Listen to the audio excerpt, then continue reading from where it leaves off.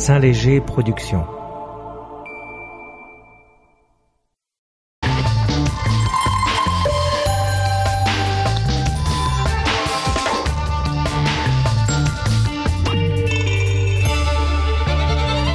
On va parler accompagnement avec notre invitée, avec Marie-Vonne Chauvin. Bonjour. Bonjour, madame. Vous étiez enseignante, vous avez déjà écrit 3 romans et là vous publiez un roman évidemment éminemment personnel, Le chemin le plus radieux. J'ai accompagné mon mari jusqu'au bout, c'est aux éditions Saint-Léger. Votre mari Gérard, vous avez partagé avec lui 45 ans de vie commune. Il est mort le 18 octobre 2014 de la maladie de Creutzfeldt-Jakob, une maladie dont on ne parle pratiquement plus.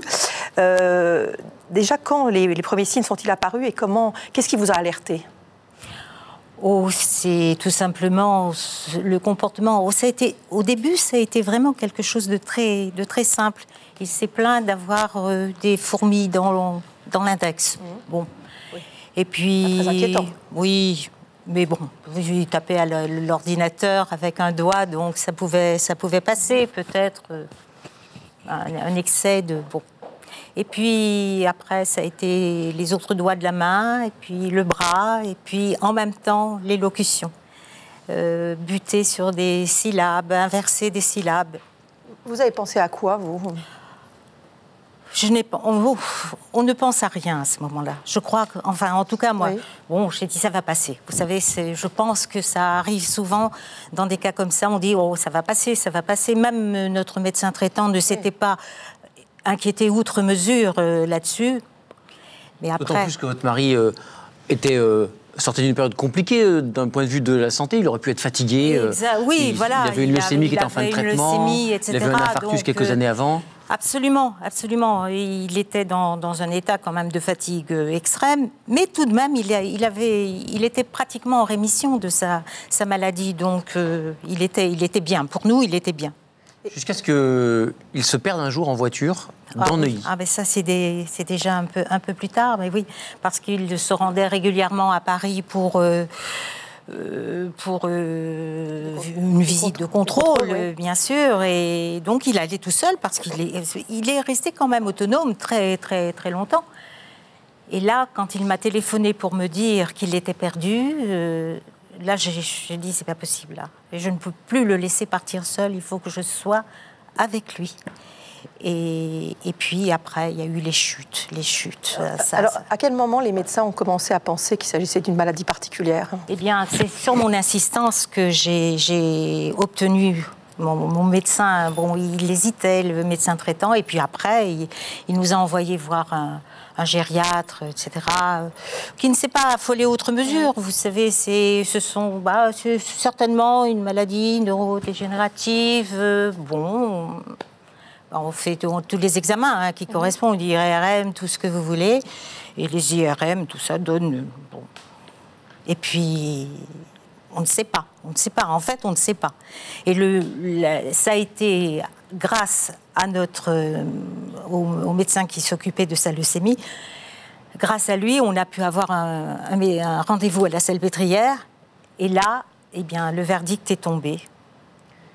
Maladie de Creutzfeldt-Jakob. Et quand on dit maladie de Creutzfeldt-Jakob, bon, j'imagine qu'on vous a expliqué effectivement que c'était une maladie inéluctable, d'évolution assez rapide malgré tout. Oui. Comment on vit ça ? C'est justement la façon dont on vous le dit qui est absolument épouvantable. Vous êtes là, face au médecin, il vous regarde. Alors déjà, il a eu, vous savez, les petits gestes, suivez mon doigt, etc.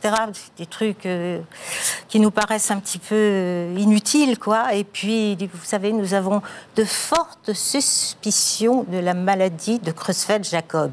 J'entends ce nom-là, j'ai dit, mais je sais, j'en ai entendu parler, j'ai pas fait le... C'est après, dans le taxi, avec la personne qui nous raccompagnait, qui me dit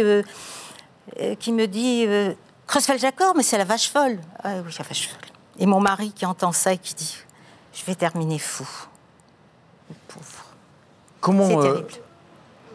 Mais alors, excusez-moi, mais c'est la façon dont la maladie a été annoncée.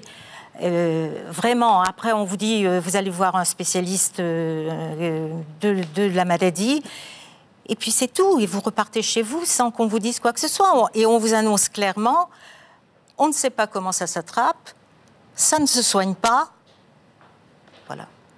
Débrouillez-vous.